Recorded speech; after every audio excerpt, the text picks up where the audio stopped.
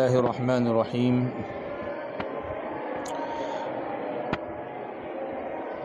محترم بزرگوں، دینی بھائیوں، بچے بچیوں،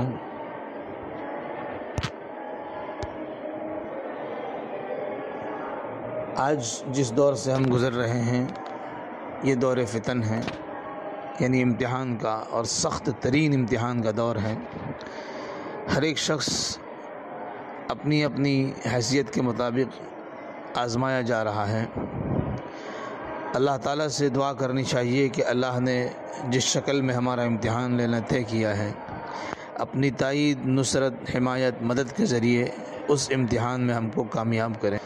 نبی کریم صلی اللہ علیہ وسلم اپنی دعاؤں میں اس دعا کا اہتمام فرماتے تھے کہ اللہم وما ابتلیتنی بہ من رخاء وشدۃ فمسکنی بسنت الحق وشریعۃ الاسلام۔ اللہ، آپ نے آسانی یا مشکلی جس شکل میں بھی مجھے آزمانا، میرا امتحان لینا طے کیا ہے، سنت حق اور اسلام کی شریعت پر مجھ کو ثابت قدم رکھیے، جمائے رکھیے۔ اس دعا کا ہمیں بھی اہتمام چاہیے۔ محترم بزرگوں، دیندار اور صرف ظاہری دیندار طبقہ اور اہل ایمان کا وہ طبقہ جو ظاہری اعتبار سے دینداری کی شکل پر نہیں ہے، ان دونوں کے درمیان بہت بڑی گہری خلیجیں قائم ہیں۔ جو ظاہری دیندار طبقہ ہے، عام طور پر وہ اپنی ظاہری دینداری کو سب کچھ سمجھتے ہوئے ایمان والے بھائیوں اور بہنوں سے بہت سی بدگمانیوں کے اندر مبتلا ہو جاتا ہے، حالانکہ وہ بدگمانی کے پیچھے کوئی اس کی حقیقت نہیں ہوتی۔ انہی بدگمانیوں میں سے ایک یہ بھی ہے کہ ہماری کوئی بہن، بیٹی، بچی کسی جگہ پر جاب کر رہی ہے تو اس کے بارے میں ظاہری دیندار طبقے کے خیالات بظاہر اچھے نہیں ہوتے۔ وہ باتیں ان کی زبان سے ادا ہوتی ہے جو نامناسب ہوتی ہے، ٹھیک نہیں ہوتی۔ اگرچہ یہ مسائل بھی ہمارے سامنے ہیں کہ بہت سی جگہوں پر جاب کرنے والی بچیاں بڑی مشکلات کا شکار ہوتی ہیں، لیکن عام طور پر یہ بدگمانی ہوتی ہے جس کے بارے میں قرآن نے فرمایا ہے کہ بہت سے گمان ایسے ہوتے ہیں جو گناہ ہوتے ہیں، یعنی جس کے پیچھے حقیقت نہیں ہوتی۔ ایک شخص نے بہت پیارا واقعہ بیان کیا ہے، میں اپنی بات کو اس واقعے سے سمجھانے کی کوشش کرتا ہوں۔ بہت پیاری بات ذکر کی ہے۔ انہوں نے ٹائٹل لگایا ہے اس واقعے پر کہ کیا گھر سے باہر قدم نکالنے والی لڑکیاں جو پرائیویٹ نوکری کرتی ہے، کیا وہ عزت والی نہیں ہوتی؟ یہ ٹائٹل، ہیڈنگ، عنوان قائم کیا ہے۔ واقعہ شروع کرتے ہیں۔ وہ کہہ رہے ہیں کہ خدا کے لیے میں آپ سب سے ہاتھ جوڑ کر درخواست کرتا ہوں کہ اس واقعے کو سنیے، خود ہی فیصلہ کیجئے کہ میں نے غلط کہا یا ٹھیک کہا۔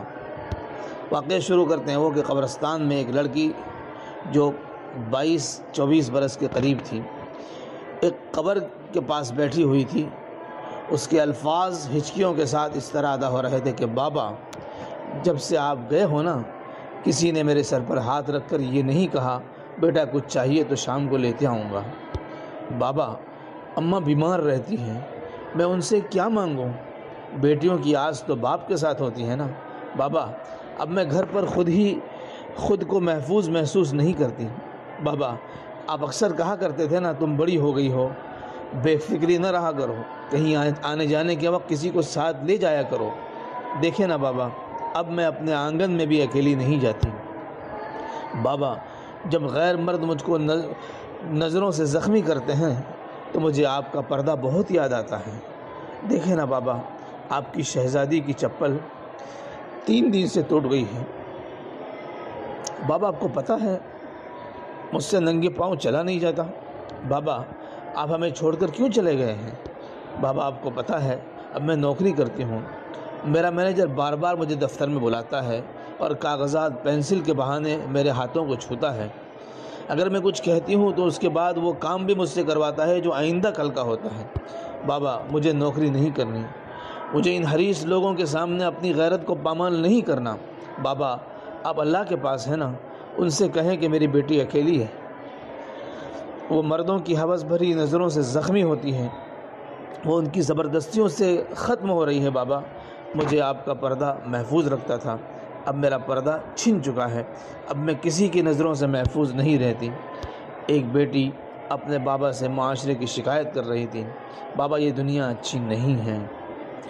میری آپ سے ہاتھ جوڑ کر یہ اپیل ہے کہ آپ کے آفس، گھر، کارخانے میں کوئی لڑکی اگر کام کرتی ہے تو خدا کے لیے کسی کی ماں، بہن، بیٹی کو بری نظر سے نہ دیکھا کریں، کیونکہ پتہ نہیں ایسی کون سی اور کتنی بڑی پریشانی کی وجہ سے وہ اپنے گھر سے کمانے کے لیے نکلتی ہے۔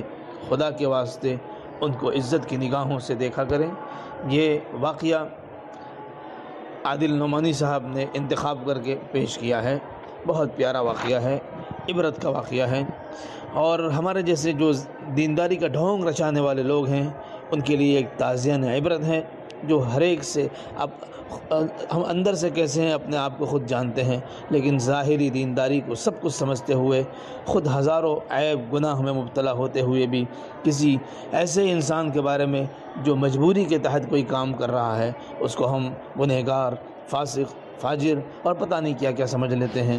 ضرورت ہے اس بات کی کہ ہر انسان سے اچھا گمان رکھا جائے۔ اچھا گمان وہ چیز ہے جو آپس میں محبتیں پیدا کرتا ہے اور دل کا اطمینان نصیب کرتا ہے۔